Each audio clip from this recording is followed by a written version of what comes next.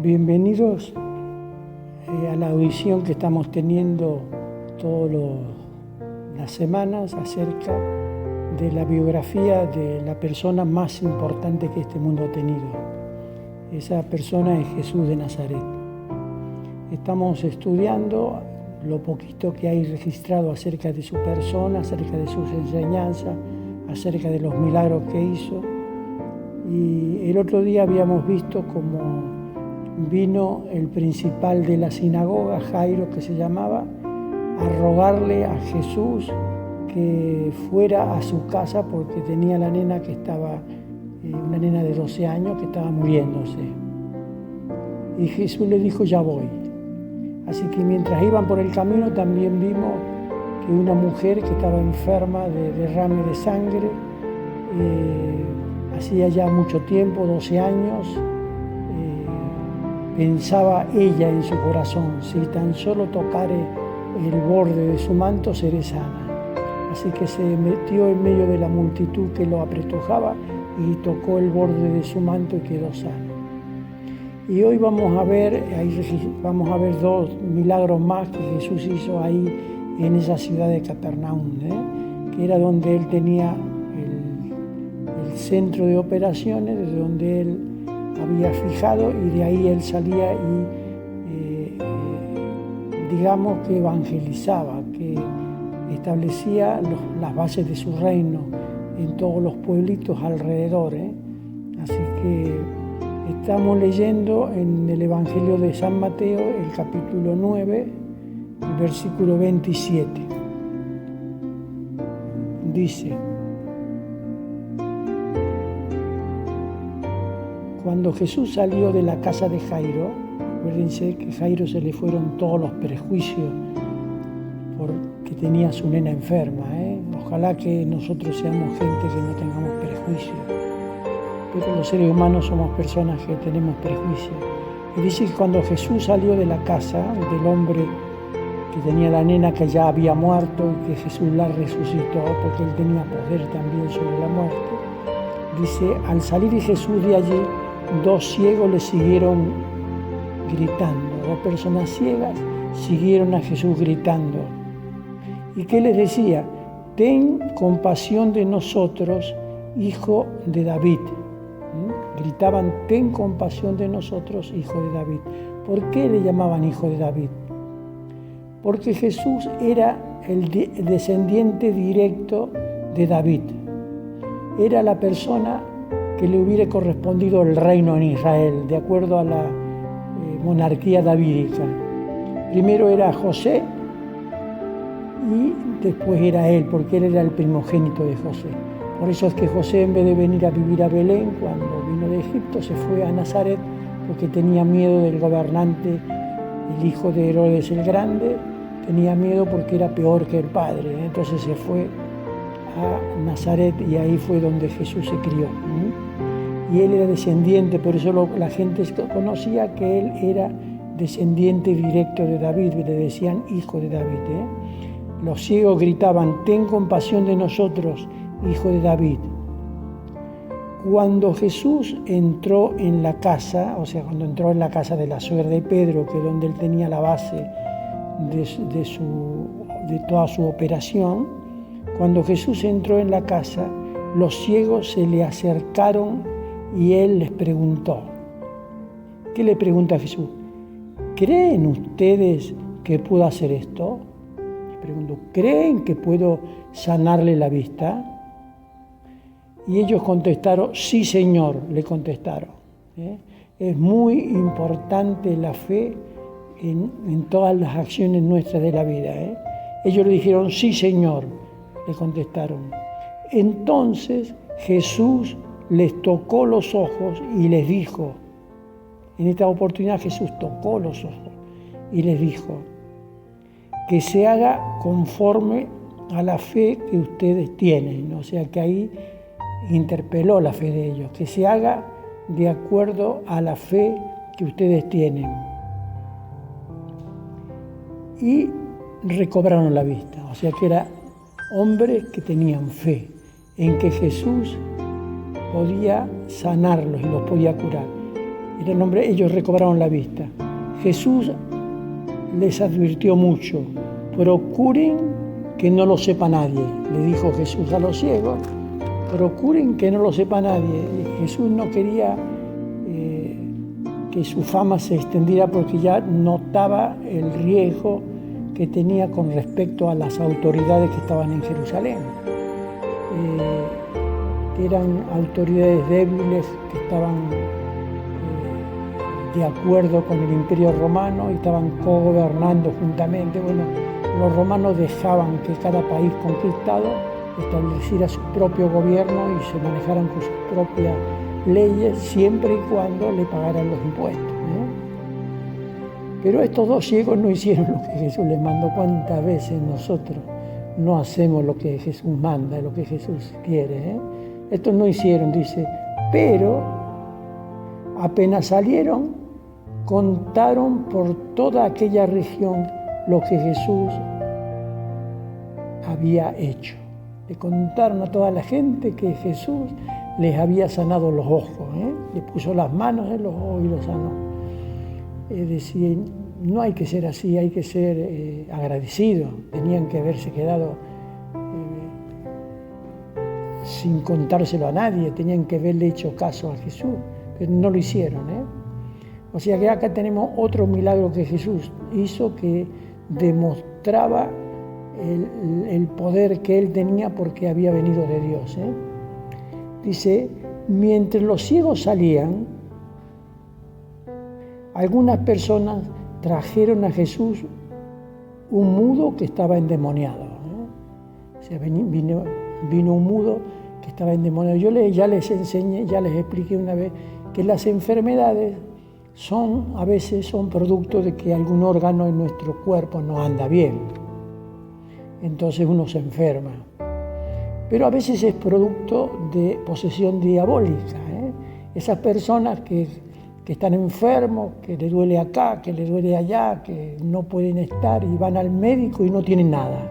Y cuando se van del médico nuevamente, eso hay que tener cuidado, porque eso puede ser que sea por una posesión diabólica. Que cuando van al médico, el demonio se aparta del órgano en el cual no lo hace funcionar bien, y entonces entra a funcionar bien y no tiene más dolor. Así que tengamos bien en cuenta esas cosas. Y eso ya no se sana con medicina, sino eso se sana poniendo nuestra fe en Dios, pidiéndole a Jesús que nos libere, pidiendo a los cristianos que tienen fe en Jesús que oren por nosotros para ser liberados de esa opresión demoníaca. En este caso, le trajeron un mudo que estaba endemoniado. En cuanto Jesús expulsó al demonio, primero lo echó, el mudo comenzó a hablar. La gente admirada decía: nunca se ha visto en Israel una cosa igual.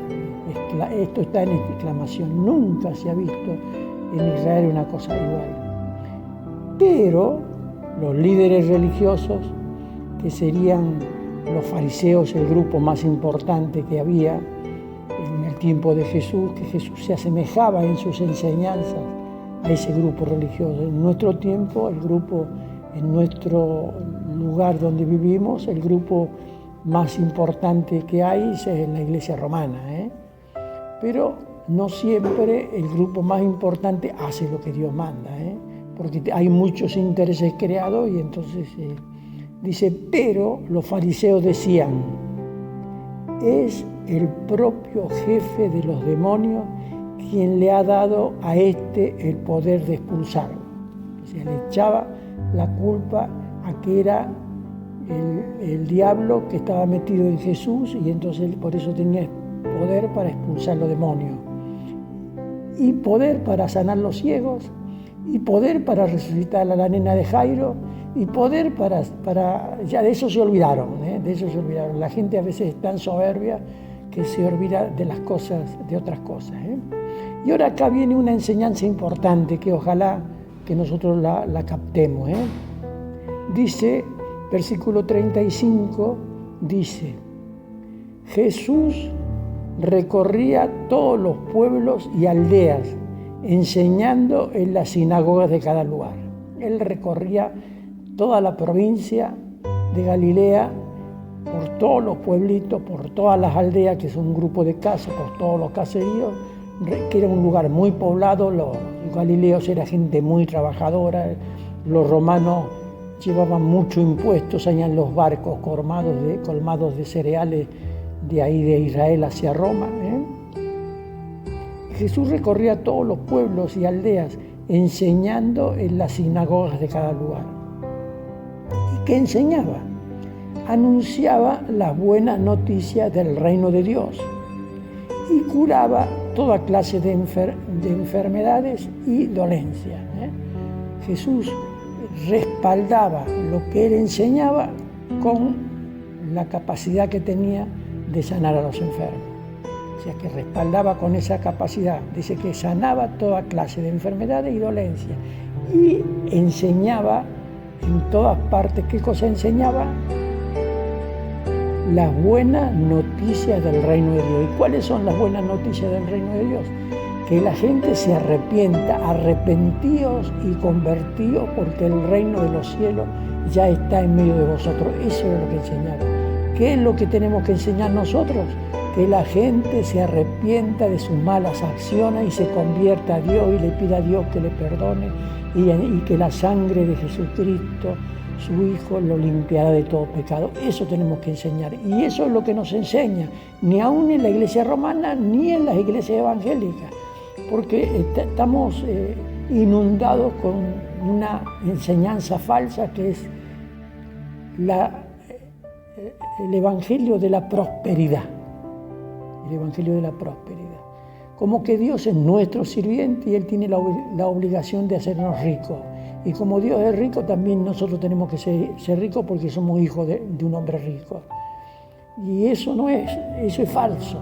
Si bien Dios bendice a aquellos que andan agarrados de la mano de Él, más vale que los bendice. Si le pide pan, no le va a dar una piedra, ya lo enseñamos más antes nosotros. Pero esa no es la causa principal. La causa principal es que la gente se arrepienta y vuelva a Dios. Arrepentíos y convertíos, porque el reino de Dios ya está en medio de vosotros. Y eso es lo que Jesús enseñaba. Y eso lo respaldaba con toda la capacidad que Él tenía de sanar a los enfermos. Y sanaba toda enfermedad y toda dolencia. Y acá hay algo que tenemos que aprender. Dice, al ver a la gente, sintió compasión de ellos, porque estaban angustiados y desvalidos como ovejas que no tienen pastor. Ustedes saben que si la oveja no tiene pastor, no se sabe defender, no sabe buscar el mejor lugar para comer, se viene abajo, se queda raquítica y se muere, porque no sabe, es un animal gregario que necesita alguien que la dirija, para llevarla a los mejores lugares para que coma y se mantenga, y entonces pueda dar la producción, que es la lana, que es la leche y que son los corderos. Entonces, él dice que mirando a la gente, dice, al ver a la gente, sintió compasión de ellos. ¿Y qué es compasión? Yo creo que nosotros no sabemos lo que es compasión. Y compasión es muy parecido a lástima. Lástima es cuando uno ve a alguien que está en una mala condición y entonces uno se duele de que está enfermo, pero uno no hace nada por solucionar el problema. Y está muy arraigado acá donde yo vivo el no te metas. Es decir, uno ve que la gente está en mala situación, ve que está enfermo, ve que tiene este problema, ve que tiene el otro, pero uno no se compromete. Eso es que uno tiene lástima, pero uno no hace nada por esa persona. Pero si uno tiene compasión por esa persona, entonces la lástima va acompañada de la acción. La acción es lástima, la compasión es lástima con acción. Entonces uno se identifica con el problema que la persona tiene y uno hace parte de ese problema de uno y uno trata de ayudarla, trata de sacarla del pozo, trata de que la persona esté mejor, y eso es compasión. Y los cristianos hemos sido llamados no a tener lástima, es decir, tener lástima pero ayudar, agregarle a la lástima la acción.